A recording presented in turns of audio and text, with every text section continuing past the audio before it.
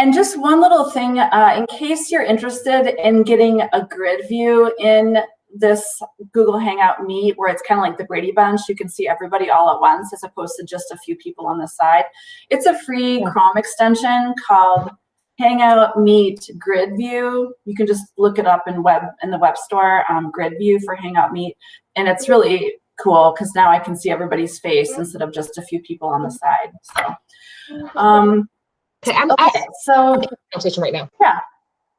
Oh. So if everybody could mute their mics for now, and then this will be pretty informal. So as we go, if there's a question or something comes up, feel free to unmute yourself and jump in and ask or make a comment.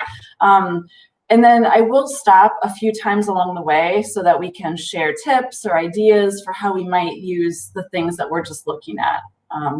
So also a few things. I'm gonna drop a few things right now into the chat. And so I've learned that if you're not in the chat, you don't get or if you're not in the Hangout, you don't get the chat. So if people join later, I'll have to drop this in again. But so the first thing I am going to drop in the chat right now is the CPDU form. So we now have approval for these text slams to get 0.5 hours of CPDU credit. So if that's something that's interesting to you, you can go ahead and fill out that form, and then I'll be sending you all of the evidence and evaluation and stuff after you do that. If you don't need CPDUs, don't worry about it. You do not have to fill out this form. Next thing I'm going to drop in is the link to our new YouTube channel for information services. So as you can see, we've got a bunch of different playlists. So we even have a Seesaw playlist right here that has 5 videos. And then we have playlists for lots of different things. And then lastly, this is the link to our information services website. And on the website, we have a lot of online resources for distance learning. So staff resources, I know in the last couple of weeks, we've sent out so many emails, and some of these emails have like documents embedded in them, and it's hard to kind of find everything. So if there's any documents that you are looking for that are technology related, just come to this website, staff resources, and all of those docs that have been linked in the last few weeks are on here.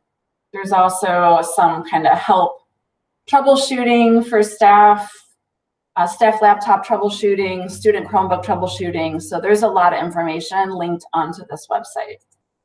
Okay, and then the way that I am going to approach the Seesaw right now is to presume most people are not brand new to it, but I know that some people might be. So I'm going to quickly just demonstrate how to create a new class, some of the most important settings to enable in your teacher dashboard, but really we'll be looking at the creative tools, especially the ones that we now have with our premium subscription. And we'll look at those from a teacher perspective, and then also look at how teachers can do like send back that feature. And then also we'll look at from a student's perspective, what does it look like when they say something to a draft, when their teacher sends them something back. So we'll kind of look at it from a teacher and a student perspective. We'll also look at the activity library, because now with our premium subscription, we have a school and district library, which is amazing and super cool. And I want to make sure everybody knows about it. And then we'll just look briefly at announcements. And then we'll have time to talk about ideas or different ways that people have been using Seesaw. It's like really widely used throughout the district and has really spiked in the last few weeks, as you can imagine. All right, so first of all, here is my teacher dashboard, and I'm using a test class right now as opposed to a real student class, because this will be publicly posted on YouTube and I didn't want to have actual student information in here. So this is just a test class full of test student accounts. One thing to know is now your principal and your instructional coach both are administrators for your school building.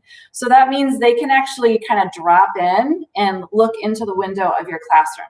So if there's anything like activities that you really want your principal to see, or you want your coach to look at and give you feedback on, they now can just drop in. So you can just ask them, invite them to do that if you would like to. Okay, so first of all, we'll just look at the we'll look at creating a new class. You can have up to like 100 classes with the new Seesaw Premium. So if you want to create multiple classes, you totally can. You just click create new class, and then you go through the setup process. And then so the setup process looks like this. There's not that many settings to set up. Most of it is just kind of your own preference. Grade level. So manage teachers. In the free version, we can only have one co-teacher, but in the premium version, we can have up to 20. And so I know that was something that a lot of people struggled with the free version. So if you, depending on how your school or you yourself set up your Seesaw and how you want it kind of structured, you can have multiple co-teachers in one class. The one thing that if I could implore you when you do set up a new class, that you have the student sign-in mode be email Google. This makes everything a lot easier, and it really works because we have one-to-one Chromebooks and because we're a Google district. So other options are to have students sign in with like a class code, the QR code. My opinion, that's not the best, especially now that we're doing this home learning. If you have that set up and you want to switch to Google, just let me know. You don't have to, but I can help you with that. And one other thing that I really want to emphasize, you'll now see this big banner at the top of your classroom that says, using Seesaw for home learning, get home learning codes. We do not need these. I wish they weren't so prominently displayed, because if you have your students sign in with Google, you don't need these learning codes because they just sign in with Google just the same as at home as they would in your class. These home learning codes are if you normally had your kids sign in like scanning a QR code or using like a typed in class code. And if they're using shared devices like family computers at home. So that's why they have these home learning codes. Again, you do not need them, especially if you have your kids logging in with Google. Okay.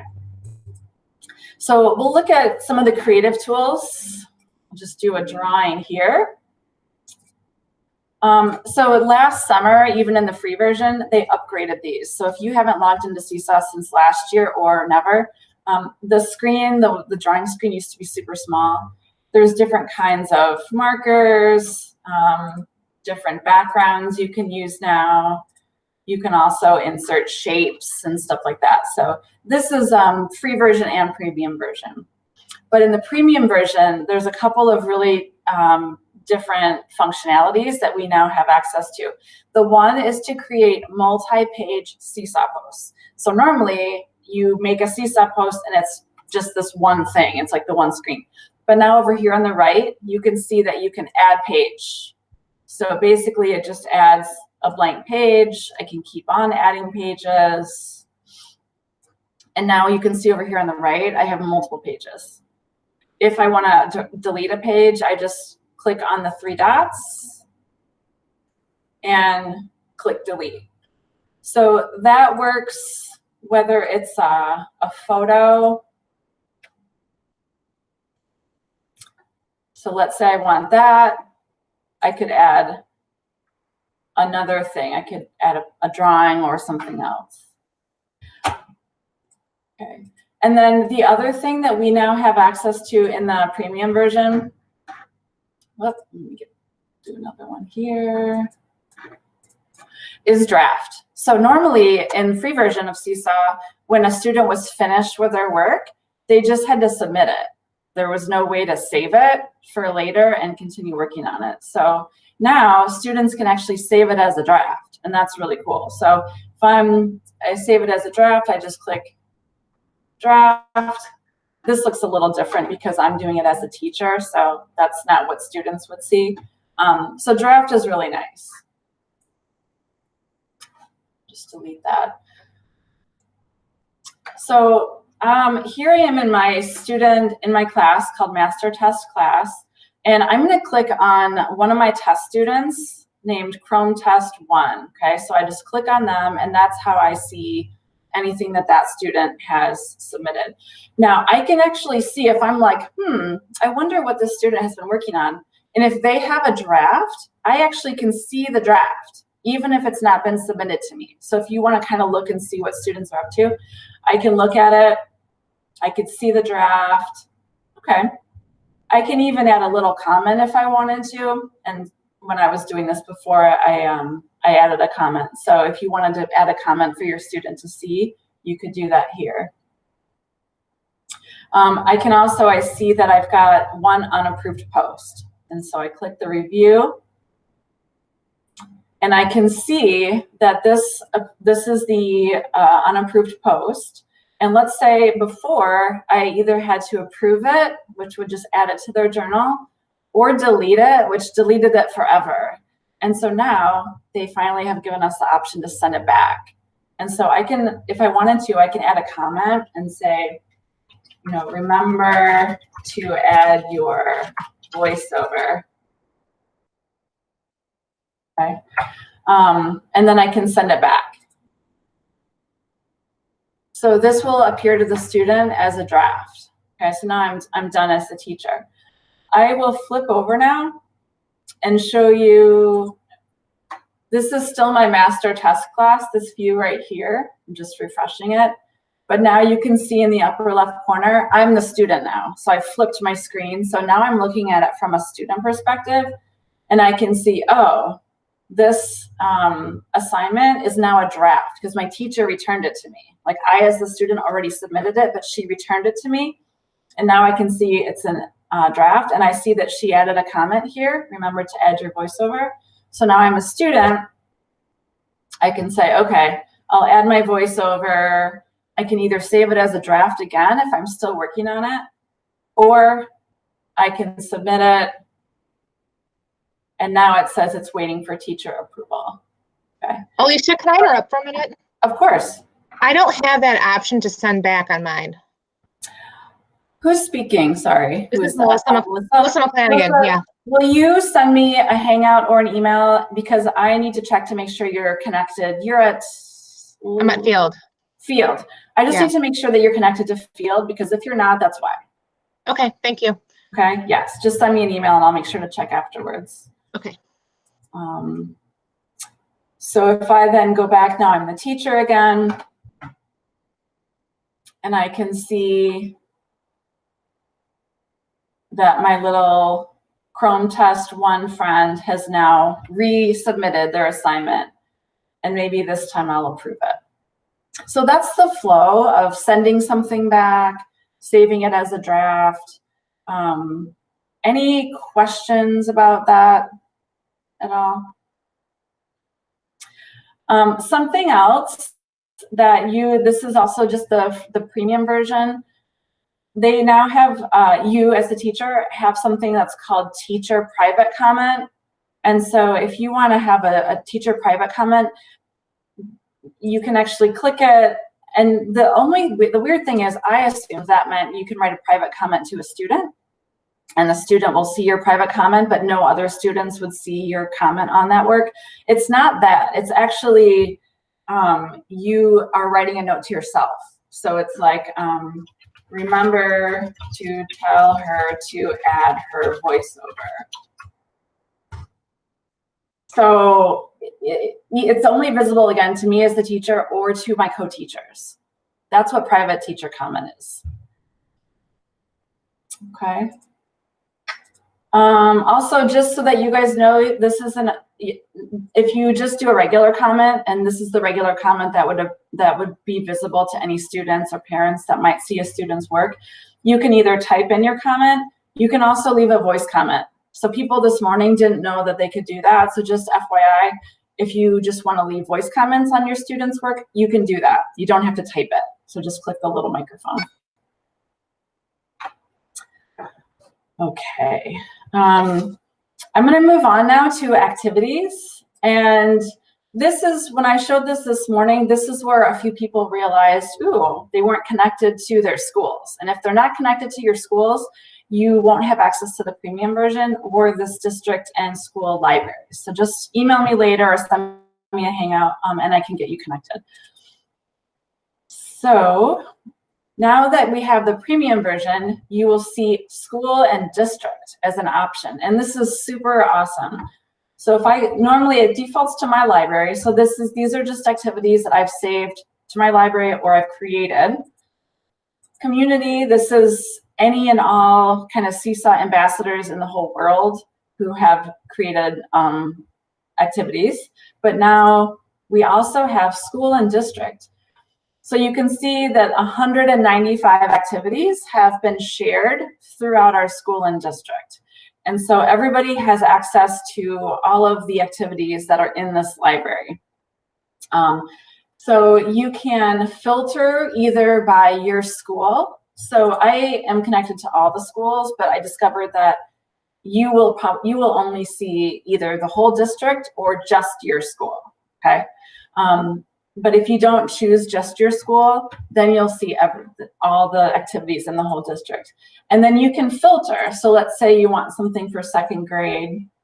128 activities have been marked by teachers in our district for second grade.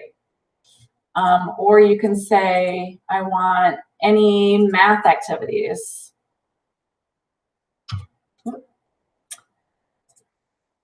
And you can see that 40 math activities have been shared in our district.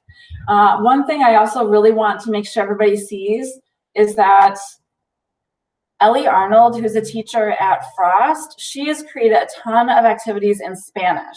And because she noticed that Seesaw in the community library does not have a lot of Spanish language activities, so she actually created a ton of them and has put them in our shared district library. And the way that I found I could find them all is if I click world languages, that's how she's tagged them, I think. And so you can see all of these are in Spanish, and I think they're all created by Ellie. So feel free to use those. Now, if you have an activity that you have found either in the community library or that you've created yourself or that you've tweaked from someone else's, let's say I got this activity and I want to make sure that I want to put it into our district library. Here's how you do that. So you have the activity up, you click the little dots here at the bottom, and then you click share activity. And then you have the option to share to school and district libraries. So I definitely encourage you guys to share anything that you're using, whether it's one that you made or that you found. Just share it so that everybody else in the district can have it. You can also select certain teachers, like your teammates, to email it to. You can get the activity link. So these are just for different ways to share.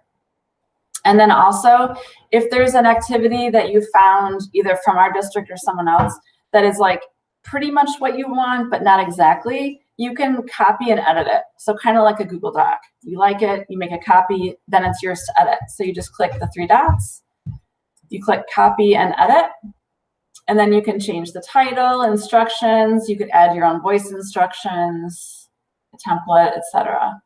And then you just save it.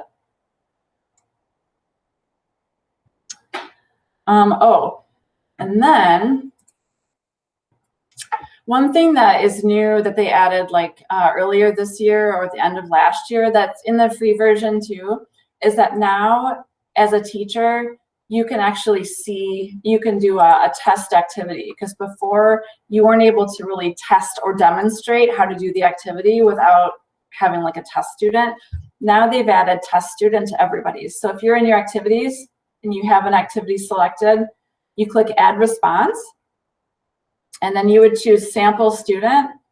And now you will see exactly what a student sees. And so maybe you want to do it just for yourself to see what a student sees and like do the activity. Maybe you want to actually demonstrate this to your students, either live if we ever get like a live situation going, or you could screencast it and screencast yourself actually doing the activity. And you can remind students that they can click view instructions. They can play the voice instructions, and then you can maybe even do the activity and demonstrate it. So that's what the purpose of that sample student is for, so that you can actually do, like, try out the activity. But you just have to click add response, sample student, and then do the activity. Any questions or comments about activities?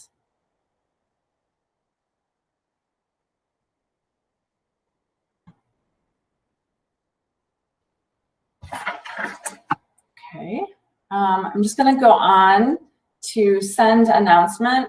So this is pretty straightforward. You can choose to send it to all your students, all your family members, or students and family members. You can type in here, you can add attachments. And then basically, if you send out an announcement the first time, that kind of opens the portal of one-on-one communication. So a parent then can respond to you, and then you've kind of initiated like a one-to-one exchange. So that's just something to make note of. If you're wondering how to add parents, add families, you would click the wrench and click plus families.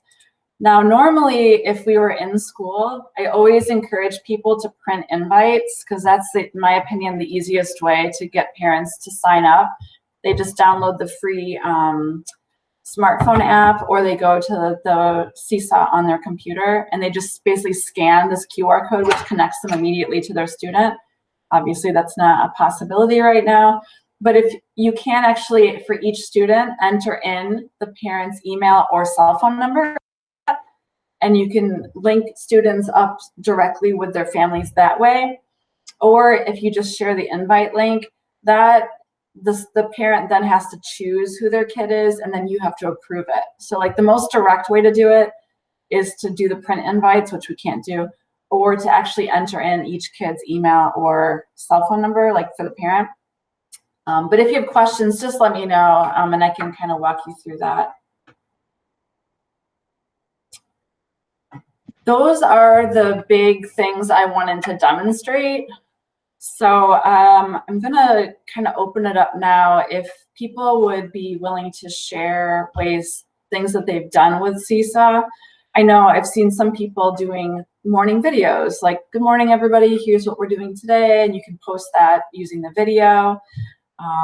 Read alouds. I don't know if there's PE teachers in this slam today, but the PE teachers have done these amazing District 21 PE teacher challenges, where they do like these challenge students to like hold a plank for longer than their PE teacher, and it's really cool. So there's lots of creative stuff. Oh, the other thing that occurred to me is, I know we have these April and May learning targets now that were just shared with us. If you search the community or district library for some of those keywords of like those specific learning targets, probably you'll find some good activities in Seesaw that have already been created that you can use to support those learning targets. Those are my ideas. So does anybody want to jump in and ask questions or make comments about how they've been using Seesaw? And I'll look in the chat too to see if there's questions in here. Alicia, I have a question. This is Carrie from Whitman. I was trying to post an activity yesterday. I just started using it. I was going to use it for PSI and send it out to my PSI students. And so it was that Google Hyperdoc that we created. Yeah. But I can't get it. Always uploads as a PDF. And so no links show up. I tried to search how to upload it with the links, and I couldn't figure it out. Yeah, so you won't actually upload it, Carrie. So if you go to that, were you trying to upload it like this? Yeah. Yeah, so that has to be a PDF or like an image file. What you would do instead is the link. So you would put the link in to the live doc. Okay, so I did that too. Okay. I got a shared link from the Google Doc, and I tried to do it that way, and it still turned it. It said it recognized it as a Google Doc, and it converted it to a PDF like it did when I tried to upload it. Even when you did the link? Yeah. Interesting. All right, I'll have to play with that, because I thought that was the kind of workaround to be able to share a live link to a doc or a slideshow. So You let have me- to, can I jump in? I know how Yes, to please. do Thank you, that. Emily. Yeah, no problem. So if you're trying to upload a Google slide that you want links, kind of like a choice board, before you upload it, you have to go to File and Publish to the web. And once you publish it to the web, it'll give you a link. You copy that link in, and now they can access it as a live link document, and it'll take them to where they need to go. So Emily, it's not enough to have the link shared with anyone with the link can view. It has to be public to the No, web. it has to be published to the web, and you have to upload it as like the multimedia portion, not the student template. So like what I've been doing is when I make choice boards, I've been publishing it to the web, putting it as the multimedia piece on a student activity, and then that way they can use the student template to answer questions or do the activity that I want them to do from that choice board. So you're saying, like, I'm doing an activity right now, let's say, I'm going to create a new activity, and you're saying it's Yes. this one. Yeah, so this, once you publish it to the web, click link and copy that link there, and that makes it active so they can actually click on the links and go where you want them to go. That's good to know, because I was trying to help someone else with this earlier today, and I just told her publish it so anyone with a link can view, but I think that must be the difference. Yeah, it has to be published to the web.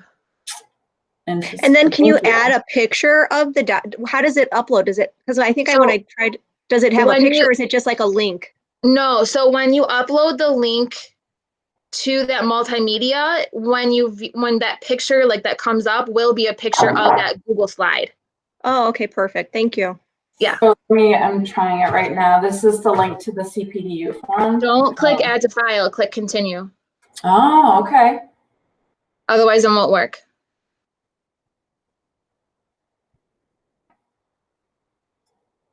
Oh. Did you? This hasn't happened to you before? This is what someone else was struggling with earlier today. No, I've only tried it with Google Slides though. Oh, and you know what? This one I don't think is published properly. It's not public to the web, so I bet that's why. So, okay, public to the web, Yeah. and then share as a link. Yes. Got it. Thank you.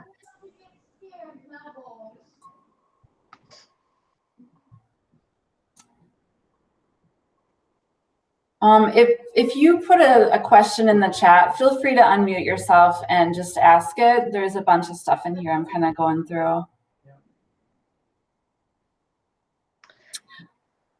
I have another question. It's still Carrie. You were talking about creating a screencast. Where would you post it onto this activity, and would it go under that multimedia link also? Yes.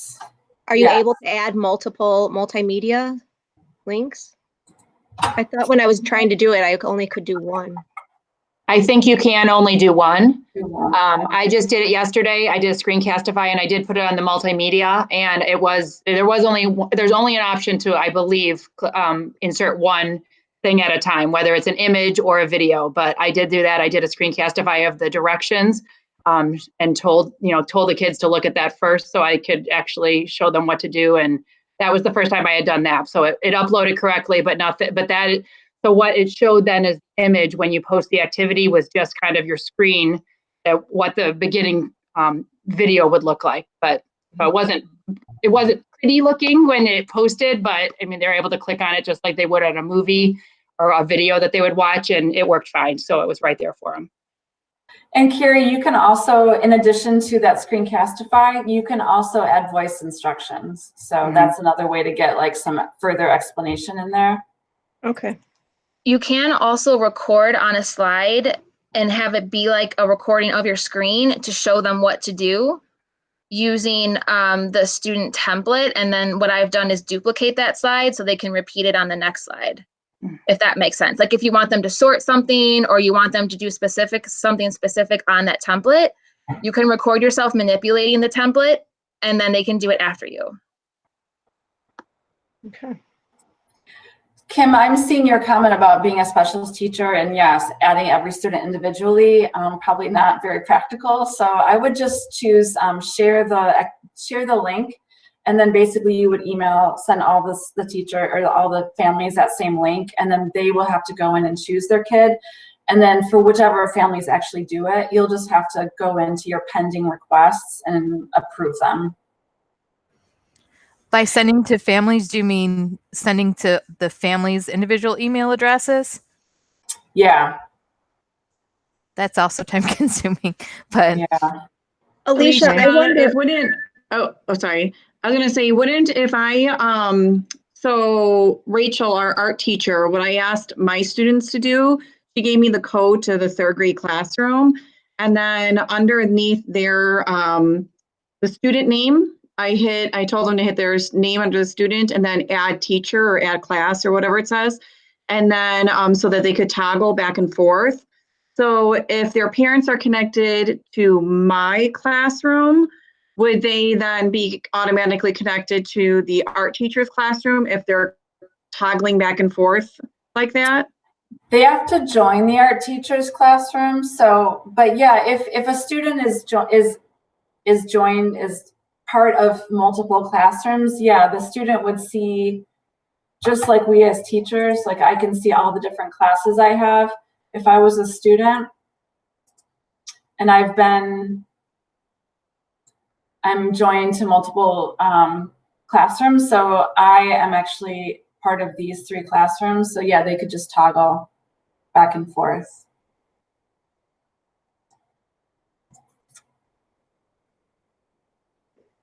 But would that necessarily mean that the parents are on there, or no? Just because I invited them to mine and they're connected to mine doesn't mean they're automatically connected to another classroom if students join going up there?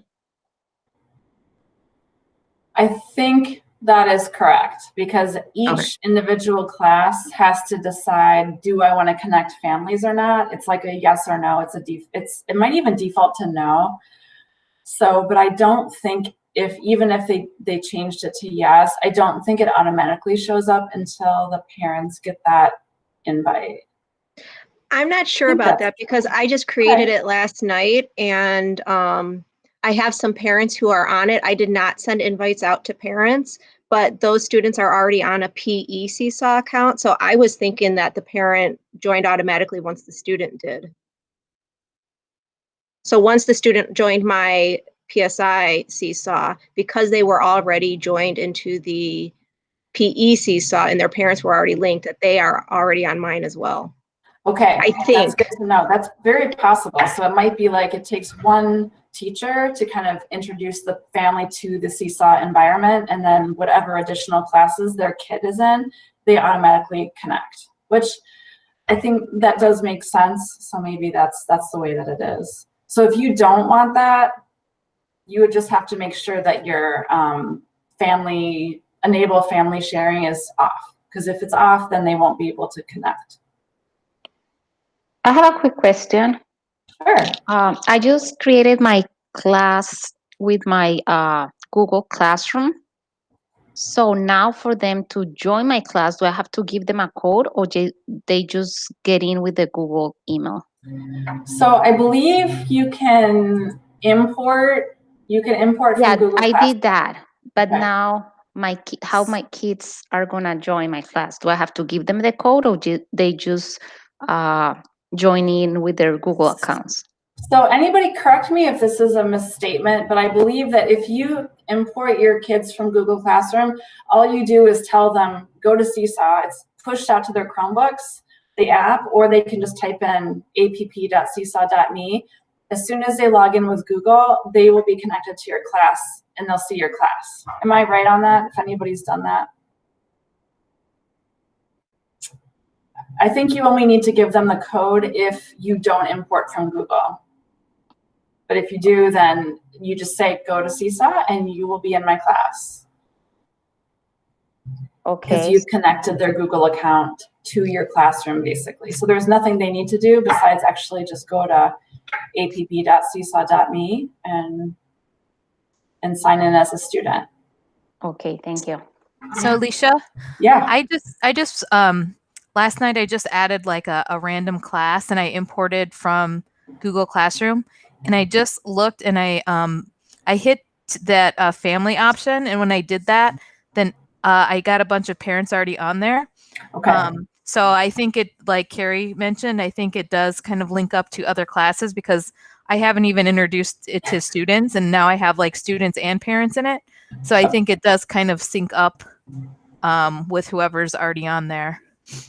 Thank you. That's really good to know. So I guess I would say if you're not ready for parents to be in there, just turn it off, turn in the default or the family sharing off until you're ready. And then when you're ready, you can have that turned on. And I guess if you notice, if there's any students who don't have families connected, then possibly that student is in a class that doesn't have Seesaw, or the parent just hasn't accepted the invite yet.